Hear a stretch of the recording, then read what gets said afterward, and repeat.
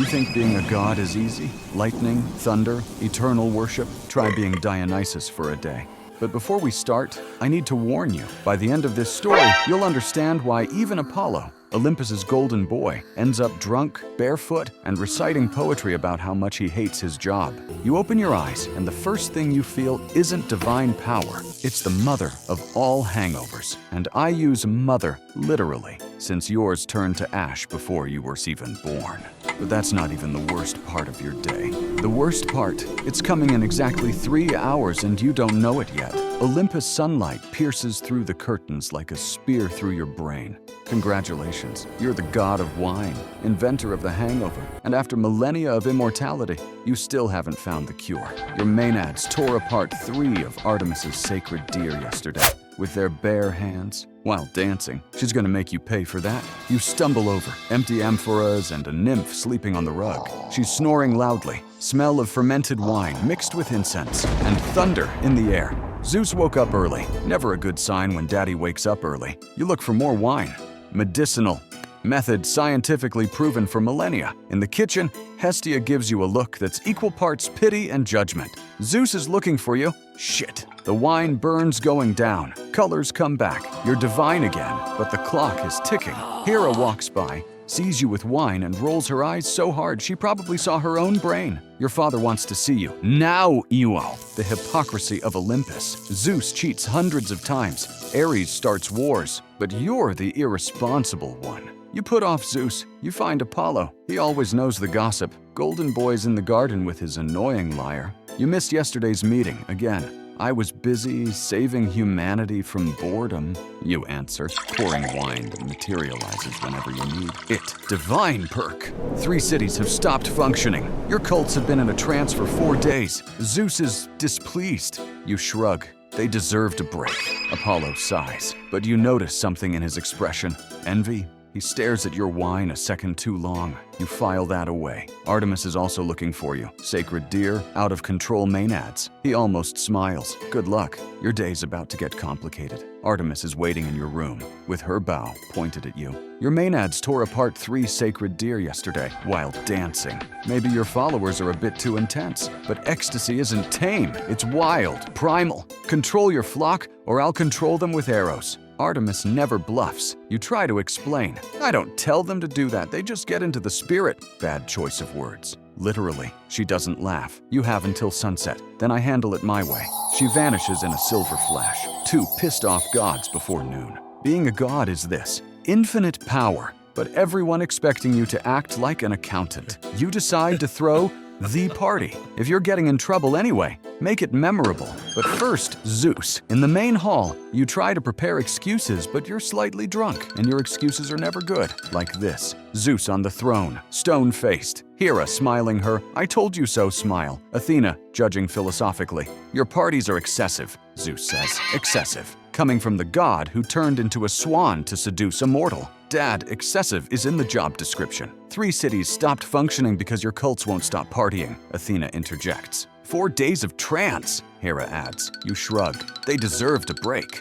Maybe you went a tiny bit overboard. Zeus rubs his temples, little lightning bolts in his fingers. Bad sign. I need you to tone it down. Tonight, no maenads, no chaos, no fun, no chaos.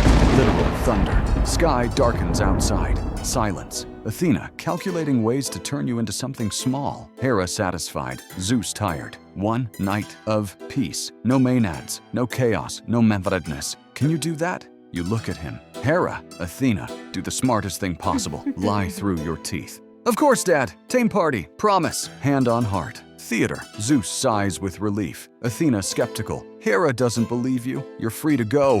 Hermes leaning against the wall, smirking. You're doing it anyway? Obviously, out of Daddy's sight. That's why you're my favorite. Save me some wine, always. Now the interesting part of your day begins. You spend the next hours preparing the real party in a hidden clearing. You summon nymphs to help. One asks timidly, Lord Dionysus, what does let loose mean? You don't explain. You show. With a snap of your fingers, you turn water into wine and conjure a melody that starts low but builds, vibrating through the air. You dance without thinking. Not those proper banquet dances, but something wild, primal. Spinning and jumping with your arms in the air. The nymphs look at you like you've lost your mind. This, you shout. Like this. Don't think, don't judge, just feel. They exchange glances. Slowly, one starts to move, then another. In 5 minutes, they're all dancing like they're possessed, laughing, some crying with joy. You smile. This is ecstasy. This is divine. When the sun sets, everything's ready. The clearing pulses with energy. Magical torches bathe everything in golden and purple light. Fountains flow with endless wine.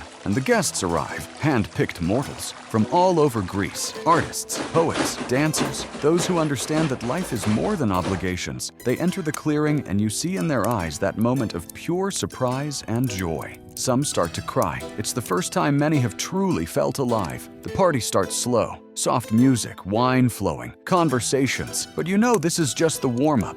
You wait for the right moment, and when you feel the energy peak, you amplify everything. The music gets louder, more frantic. The wine gets stronger, sweeter. The colors get more vivid, and then you jump into the middle of it all and shout, "Who wants to live forever?" Chaos erupts. People dance like it's the last night on Earth. Satyrs play melodies that make even the trees move. Your maenads enter their trance and start that spinning dance that scares other gods, but you think is beautiful. Someone climbs a tree and performs improvised poetry. Two mortals start a competition to see who can drink more without passing out. Both lose gloriously. You're in the center of it all, spinning, laughing, drinking, living. For the first time today, you're not being nagged. Don't have to be responsible there. You just are, and it's perfect. And then, the moment that defines your night, Apollo appears. He emerges at the edge of the clearing, still all put together, lyre in hand, disapproval on his face. "You said you'd behave," he accuses, but there's something in his tone. It's not anger, it's envy. You stop dancing and walk over to him. "I lied. Want to join, or are you going to stand there being boring?" You extend a goblet of wine.